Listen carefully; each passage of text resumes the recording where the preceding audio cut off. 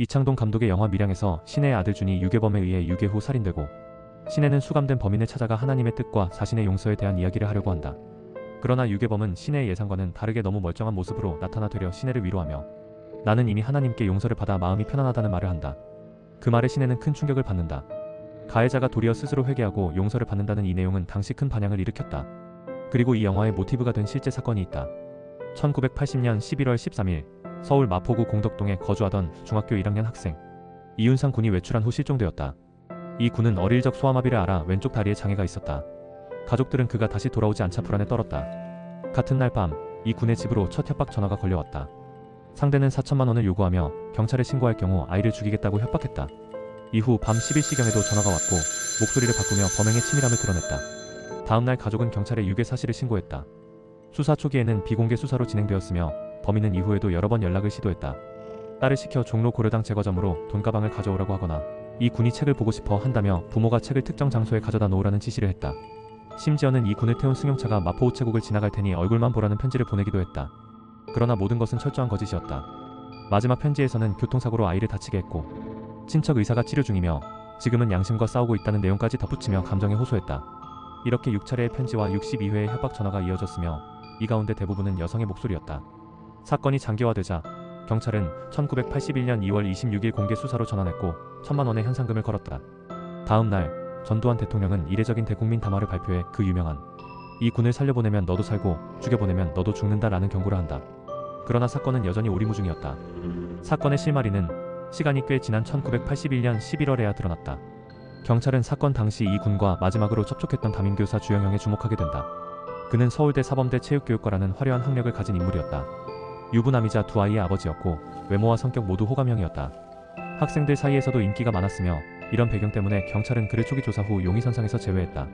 그러나 재조사에서 결정적 허점이 드러났다. 사건 당일 주영형은 대학원 수업이 있다고 알리바이를 주장했으나 실제로는 수업에 잠깐 출석만 하고 이탈한 사실이 밝혀졌다. 그날 그는 내연녀인 여학생과 만나기 위해 수업을 빠졌다고 자백한다. 그리고 그를 추궁해 조사한 결과 주영형이 범인인 사실이 밝혀졌다. 또한 이 사건에는 주영형과 부적절한 관계를 맺고 있었던 여고생 이 양과 고 양이 공범으로 가담했던 사실이 드러난다. 그동안 수사는 이 군이 살아있다는 가정하에 이루어졌으나 사실 이 군은 유괴된 바로 다음 날인 11월 14일 오후 이미 살해된 상태였다. 하지만 범인은 아이가 살아있는 것처럼 미리 녹음된 음성을 활용했고 편지와 전화를 통해 가족에게 거짓된 희망을 주며 돈을 요구했다. 녹음 속 이 군은 시키는 대로 하지 않으면 나는 죽어요 라고 말했다. 주영형은 도박으로 약 1천만 원의 빚을 졌고 이를 갚기 위해 담임 학생이자 비교적 유복한 가정의 아이였던 이 군을 납치하기로 결정한다. 처음에는 이 군의 누나를 유괴하려고 했으나 실패하고 대신 이 군을 유인해 자신의 집으로 데려간다. 그날 밤 아이가 선생님이 누나도 유괴하려고 했던 거 아니에요? 라며 고함을 치자 주영형은 이불을 씌우고 손발을 결박하고 입을 막는다. 이후 잠시 집을 비운 사이 이 군은 질식사한다. 그는 아침에 죽어있는 아이를 보고도 자수하지 않고 범행을 계속 이어간다. 11월 30일 주영형은 공범 이양과 함께 시신을 여행용 가방에 넣고 다시 PVC 물통에 밀봉한 후 경기도 가평 북한강변에 안매장했다. 시신이 발견된 시점에는 이미 백골화된 상태였다. 이 양과 고 양은 편지를 작성하고 협박 전화를 하고 시신 유기까지 돕는다. 그러나 수사망이 좁혀오자 주영형은 자신이 자살할 것처럼 유서를 남기고 공범들에게도 자살을 종용한다. 이 양은 수면제 40알을 먹고 자살을 시도했으나 실패하고 고 양 역시 청산가리를 주며 죽으라고 강요받는다. 다행히 두 사람은 11월 30일 체포되며 자살을 피한다. 주영형은 체포된 뒤 살인의 고의가 인정되어 사형 선고를 받았고 공범들에게도 징역형이 내려졌다. 주영형은 수감 중에는 종교의 귀의에서 변한 모습을 보였고 모범적으로 신앙생활을 하기도 했다. 1983년 부활절에는 목사에게 세례도 받았으며 세례식 중 참여하는 모습을 보여주었다. 1983년 7월 9일 주영형의 사형이 집행되었다. 사형 집행 참관 종교위원인 문장식 목사의 회고에 의하면 사형장에 들어오던 순간 주영형은 다소 창백해 보였으나 죽음을 초월한 듯 여유만만한 미소를 짓고 있었다고 한다. 사형수로 보이지 않고 마지막까지 평안하고 밝은 인상을 안겨준 모범수처럼 보였다고 한다. 유언을 남길 때 그는 이렇게 말했다. 내가 실수로 주사위를 한번 잘못 던졌을 때 그때 끝냈어야 할 것을 잘못을 숨기기 위해 계속 던지다 보니 이렇게 큰 죄를 범하게 되었고 사회에 무리를 일으켜 죄송합니다.